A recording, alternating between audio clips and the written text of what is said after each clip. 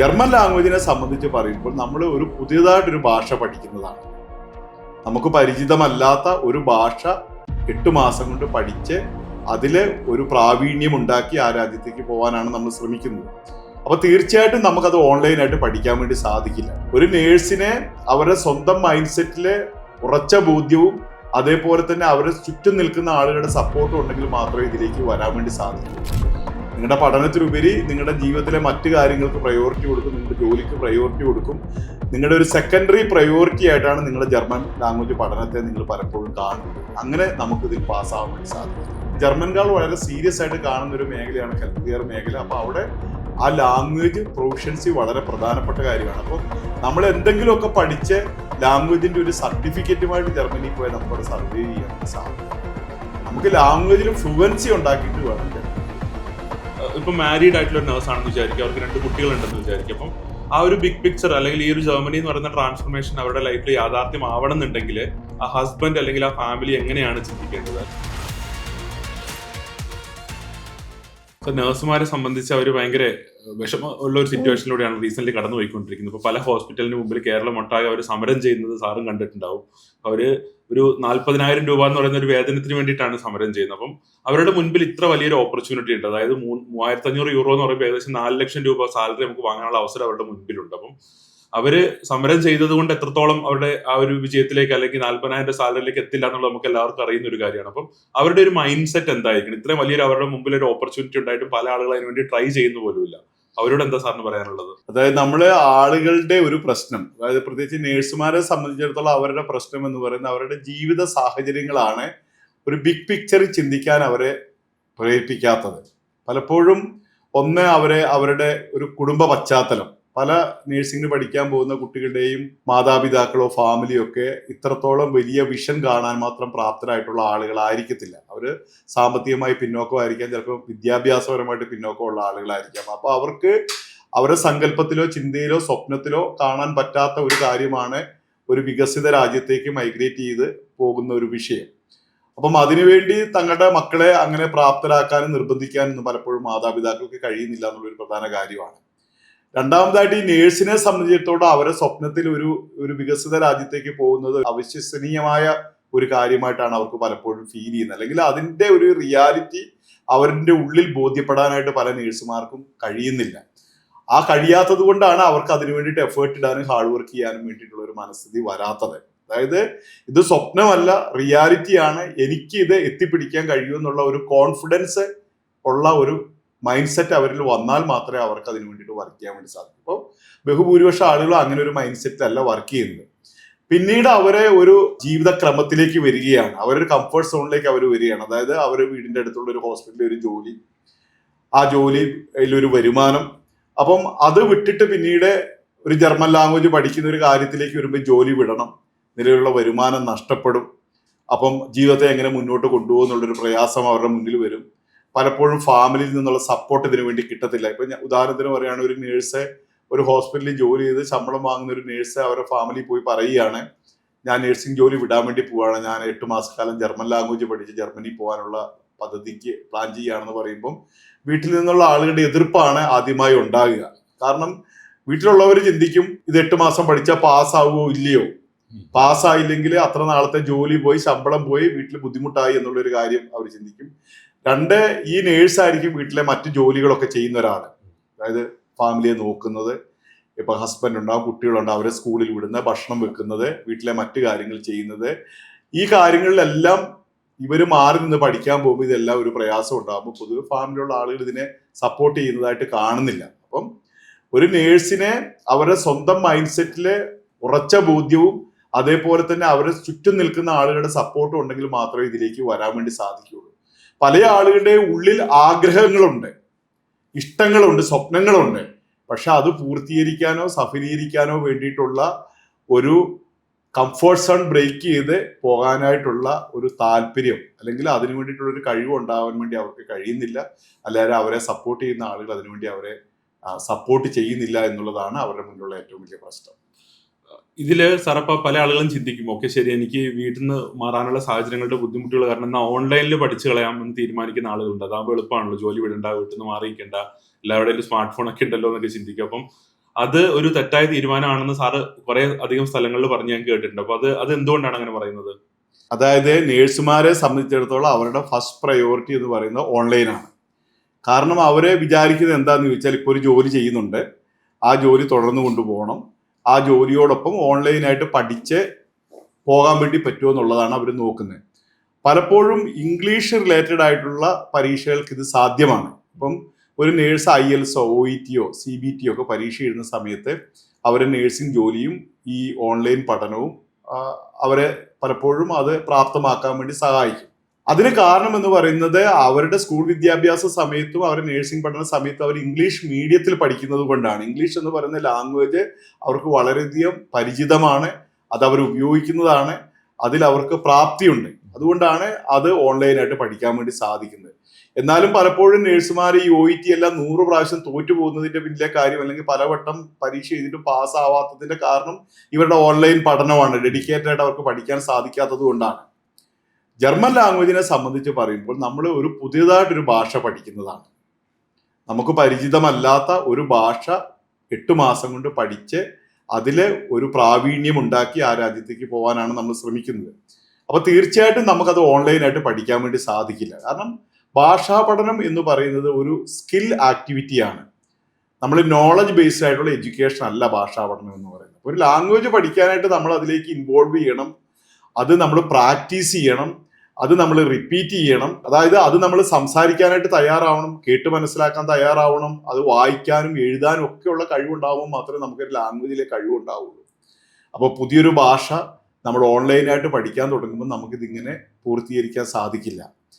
നിങ്ങൾ മറ്റെല്ലാ കാര്യങ്ങളും മാറ്റിവെച്ച് ഡെഡിക്കേറ്റഡ് ആയി ഒരു സേർട്ടൻ ആളുകളോട് കൂടെ ചേർന്ന് നിങ്ങൾ ഒന്നിച്ച് ലാംഗ്വേജ് പഠിക്കുമ്പോഴാണ് നിങ്ങൾക്കത് പരസ്പരം കമ്മ്യൂണിക്കേറ്റ് ചെയ്യാനും പരസ്പരം അത് ഇടപഴകാനും ഒക്കെയുള്ള ഒരു വേവ് ലെങ്ത്തിലേക്ക് വന്ന് നിങ്ങൾക്കത് പഠിക്കാൻ വേണ്ടി സാധിക്കുകയുള്ളൂ. അപ്പം എനിക്ക് നേഴ്സുമാരോട് പറയാനുള്ളൊരു കാര്യം, നിങ്ങൾ ഒരു കാരണവശാലും ഓൺലൈനായിട്ട് ജർമ്മൻ ലാംഗ്വേജ് പഠിക്കാൻ വേണ്ടി ശ്രമിക്കരുത്.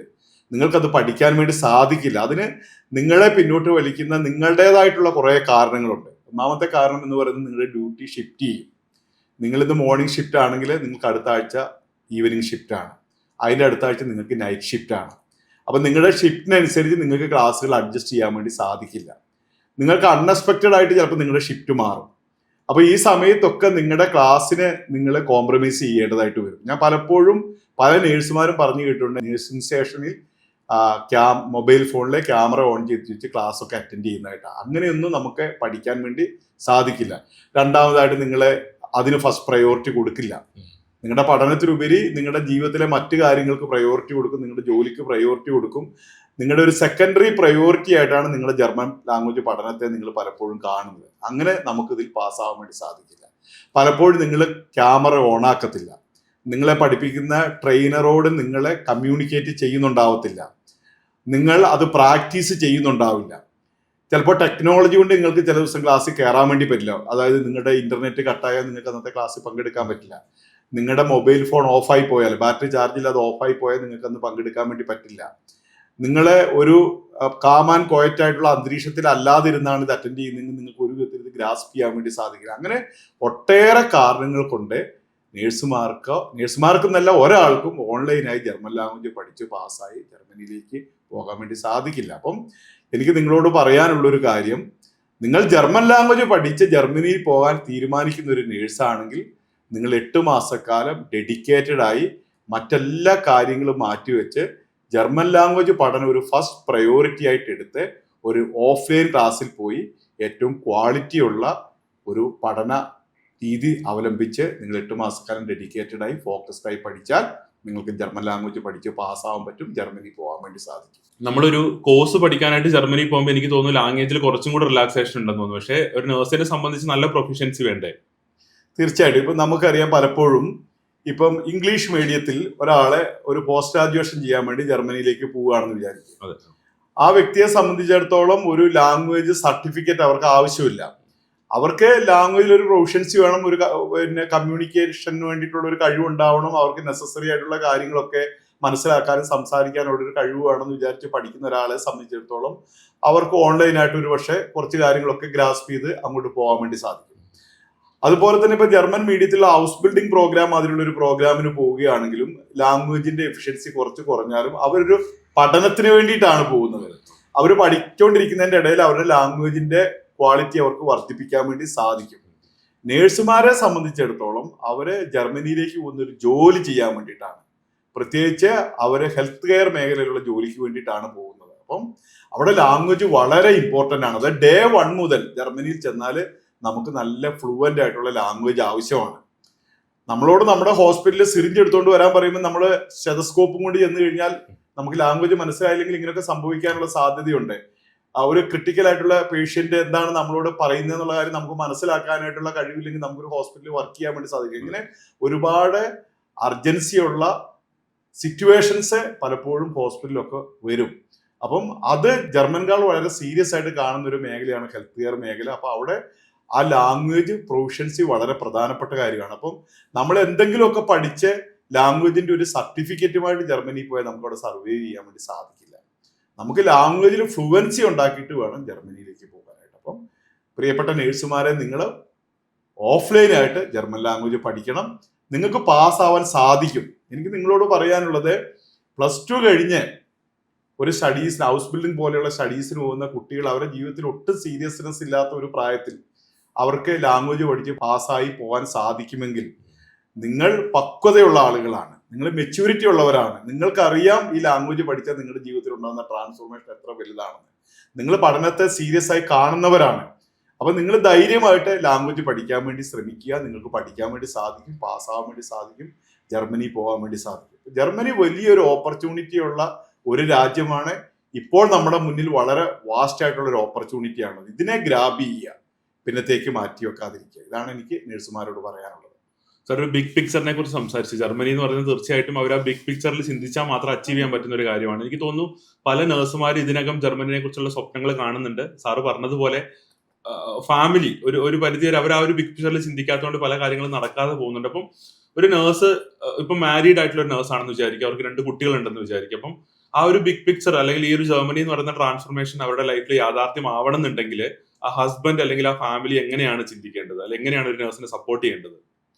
തീർച്ചയായും ഒരു നേഴ്സിന്റെ ഒരു വിദേശ രാജ്യത്തേക്കുള്ള പ്ലേസ്മെന്റ് എന്ന് പറയുന്നത് ഒരു കുടുംബത്തിന്റെ കളക്റ്റീവ് ആയിട്ടുള്ള എഫേർട്ടിൽ കൂടി നടക്കേണ്ട ഒരു കാര്യമാണ്. ഒരു ഇൻഡിവിജ്വൽ ആയിട്ടുള്ള ഒരാൾ മാത്രം വിചാരിച്ചാൽ അത് സാധ്യമാവത്തില്ല.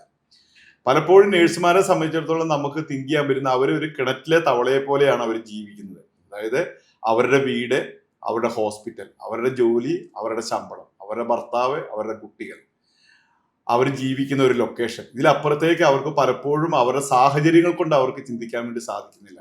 ഒരു പക്ഷേ നഴ്സിംഗ് പഠനകാലത്തൊക്കെ അവർ ചിന്തിച്ചിട്ടുണ്ടാവാം, വിദേശ രാജ്യത്തെ സ്വപ്നങ്ങളൊക്കെ അവരുടെ ഉള്ളിലുണ്ടാവും. പക്ഷെ അവരുടെ ജീവിത സാഹചര്യത്തിലേക്ക് നടന്നെടുക്കുമ്പോൾ പിന്നീട് അവർക്ക് ഈ സ്വപ്നത്തിനെ പതുക്കെ പതുക്കെ ഉപേക്ഷിക്കേണ്ടതായിട്ടാണ് വരുന്നത്.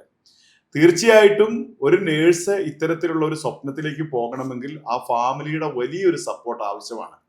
ഒന്നാമതായി നേഴ്സിന് കോൺഫിഡൻസ് കൊടുക്കേണ്ടത് ഫാമിലി മെമ്പേഴ്സ് ആണ്. ഉദാഹരണത്തിന് പറയുകയാണെങ്കിൽ ഒരു ഹസ്ബൻഡ് ഉണ്ടെങ്കിൽ നിന്നെ കൊണ്ട് അത് സാധിക്കും, നിനക്കത് ചെയ്യാൻ സാധിക്കും എന്നുള്ള കോൺഫിഡൻസും മോട്ടിവേഷനും വീട്ടിൽ നിന്ന് തന്നെ കൊടുക്കാൻ വേണ്ടി സാധിക്കുമ്പോഴാണ് നേഴ്സിന് അങ്ങനെ പഠിക്കാൻ വേണ്ടി സാധിക്കുന്നത്. 2, അതിനാവശ്യമായിട്ടുള്ള അറ്റ്മോസ്ഫിയർ ഒരുക്കി കൊടുക്കണം. നേഴ്സിനെ ജർമ്മൻ ലാംഗ്വേജ് പഠിക്കാൻ വിടുകയും അതേസമയം വീട്ടിലെ എല്ലാ ജോലികളും, എല്ലാ പ്രാരാബ്ദങ്ങളും, എല്ലാ പ്രശ്നങ്ങളും അവരെ അറിയിക്കുകയും ചെയ്താൽ അവർക്കത് പഠിക്കാനും പാസ്സാവാനും വേണ്ടി സാധിക്കില്ല. ഒന്ന്, അവർക്ക് മെന്റലി ഒരു ഫ്രീ ആയിട്ടുള്ള സന്തോഷമായിട്ടുള്ള ഒരു സിറ്റുവേഷൻ കൊടുക്കണം. അവർക്ക് ഫിസിക്കലി അവരുടെ ജോലികളൊക്കെ ലൈറ്ററാക്കി കൊടുത്ത് അവർക്ക് പഠിക്കാനുള്ള ഒരു അറ്റ്മോസ്ഫിയർ കൊടുക്കണം. അവരുടെ പ്രൈം ആയിട്ടുള്ള ഡ്യൂട്ടി ഇത് പഠിക്കുകയാണെന്നുള്ള കാര്യം അവരെ പറ്റി ബോധ്യപ്പെടുത്തുകയും അതിന് വേണ്ടുന്ന ഒരു സാഹചര്യത്തിൽ അവരെ നിലനിർത്തുകയും വേണം. അവർക്ക് മെന്റൽ ടെൻഷൻസ് വരുന്ന കാര്യങ്ങൾ ഈ പഠന കാലയളവിൽ അവരെ മുന്നിലേക്ക് കൊണ്ടുവരാതിരിക്കുക. അതായത് പ്രത്യേകിച്ച് സാമ്പത്തികമായിട്ടുള്ള പ്രശ്നങ്ങളൊക്കെ അവരെ അലട്ടിക്കൊണ്ടിരുന്ന അവർക്ക് പഠിക്കാൻ വേണ്ടി സാധിക്കില്ല. അതായത് പഠനത്തിലെ എന്തെങ്കിലും ഒരു ചെറിയ നെഗറ്റീവ് ആയിട്ടുള്ള ഒരു കാര്യം, ഒരു ടഫായിട്ടുള്ള ഒരു സിറ്റുവേഷൻ വരുമ്പം അവരങ്ങനെ ഒരു മാനസികാവസ്ഥയിലാണെങ്കിൽ ഇമ്മീഡിയറ്റ്ലി പഠനം വേണ്ടെന്ന് വെച്ച് തിരിച്ച് ജോലിയിലേക്ക് പോകാനുള്ള ഒരു പ്രേരണ അവരിൽ ഉണ്ടാവും. അപ്പം ആ സിറ്റുവേഷനിൽ അവർക്ക് കംഫർട്ടബിൾ ആയിട്ട് നിൽക്കാൻ വേണ്ടി സാധിക്കും. ഇനി എന്തെങ്കിലും കാരണവശാൽ അവർ തോറ്റുപോയാൽ, ഇത് പ്രധാനപ്പെട്ട ഒരു കാര്യമാണ്. ഒരുപക്ഷെ ജർമ്മൻ ലാംഗ്വേജ് പഠനം എന്ന് പറയുന്നത് ഒരു ദിവസം കൊണ്ട് പ്രാപ്തമാവുന്ന ഒരു കാര്യമായിരിക്കില്ല. ഒരുപക്ഷെ ആദ്യത്തെ പരീക്ഷയിൽ 2 മൊഡ്യൂൾ പാസ്സായി 2 മൊഡ്യൂൾ തോറ്റു എന്ന് വരാം. രണ്ടാമതൊരു പരീക്ഷ എഴുതുമ്പോൾ 1 മൊഡ്യൂൾ കൂടി പാസ്സായി 1 തോറ്റു എന്ന് വരാം. 3ാമത്തെ പരീക്ഷയിലായിരിക്കും ചിലപ്പോൾ ലാസ്റ്റ് മൊഡ്യൂൾ പാസ്സാവുന്നത്. അപ്പൊ ഈ സാഹചര്യത്തിലെല്ലാം ഫാമിലി വളരെയധികം സപ്പോർട്ട് ചെയ്യണം. ഒരു പരീക്ഷ തോക്കുമ്പോഴേക്കും ഭാര്യയെ കുറ്റം പറയുന്ന അല്ലെങ്കിൽ നേഴ്സിനെ കുറ്റം പറയുന്ന ഭർത്താവ് ആയിരിക്കാൻ പാടില്ല ഉണ്ടാവുന്നത്. തിരിച്ചും പറയാം, ഭർത്താവ് നേഴ്സാണെങ്കിൽ ഭാര്യയും അങ്ങനെ പറയാൻ വേണ്ടി പാടില്ല. അന്നേ ഞാൻ പറഞ്ഞതാണ്, ഇതൊന്നും വേണ്ടാന്ന് പറഞ്ഞതാണ്, ഇതിങ്ങനെ വരുവുള്ളെന്ന് എനിക്കറിയാം എന്നൊക്കെ പറഞ്ഞ് ഡീമോട്ടിവേറ്റ് ചെയ്ത് കഴിഞ്ഞാൽ അവർക്ക് വീണ്ടും പഠിക്കാൻ വേണ്ടി സാധിക്കില്ല. നമ്മൾ 2 മൊഡ്യൂൾ പാസ്സായല്ലോ, ഇനി 2 അല്ലേ ബാക്കിയുള്ളൂ, നമുക്ക് അടുത്ത പരീക്ഷയിൽ പാസ്സാവാൻ വേണ്ടി സാധിക്കും എന്ന വിധത്തിലുള്ള മോട്ടിവേഷൻ കൊടുത്ത് അവരെ അതിന് പ്രാപ്തമാക്കി. അവരെ തന്നെ ഉള്ളിൽ ഒരു ഗിൽറ്റി ഫീലിംഗ് ഉണ്ടാവും. അതായത് ഞാൻ എൻ്റെ ജോലി രാജിവെച്ച്, ജോലി വേണ്ടാന്ന് വെച്ച് ഈ പഠനത്തിന് വേണ്ടി പോയി, ഈ പഠനത്തിന് ഇത്ര രൂപ ഇപ്പൊ ചെലവഴിച്ചു, ഞാൻ തോറ്റുപോയി എന്നുള്ള ഒരു കുറ്റബോധവും പശ്ചാത്താപവും ഒക്കെ നേഴ്സിന് തോന്നുന്ന സമയത്ത് അവരെ അതിൽ നിന്ന് പിന്തിരിപ്പിക്കേണ്ടതും, ഇത് വലിയൊരു ബിഗ് പിക്ചറിന് വേണ്ടിയിട്ടാണ്, വലിയൊരു ട്രാൻസ്ഫോർമേഷന് വേണ്ടിയിട്ടാണ്. ഇത് നിന്റെ ആവശ്യം മാത്രമല്ല, നമ്മുടെ കുടുംബത്തിന്റെ മൊത്തം ആവശ്യമാണ്. നീ പോയാല് നമുക്ക് എല്ലാവർക്കും രക്ഷപ്പെടാൻ വേണ്ടി പറ്റും, നമ്മുടെ മാതാപിതാക്കൾക്ക് രക്ഷപ്പെടാൻ വേണ്ടി സാധിക്കും, നിന്റെ അനിയന്മാരെ അനിയത്തിമാരെ, എൻ്റെ അനിയന്മാരെ അനിയത്തിമാരെ ഒക്കെ കൊണ്ടുപോകാൻ വേണ്ടി സാധിക്കുമെന്ന് ഫാമിലി പാർട്ട്ണർ പറഞ്ഞ് അവരെ മോട്ടിവേറ്റ് ചെയ്ത് അവരെ ഇതിനുള്ളിൽ സ്ഥിരമായി നിലനിർത്തേണ്ടത് കുടുംബത്തിന്റെ ഉത്തരവാദിത്വമാണ്.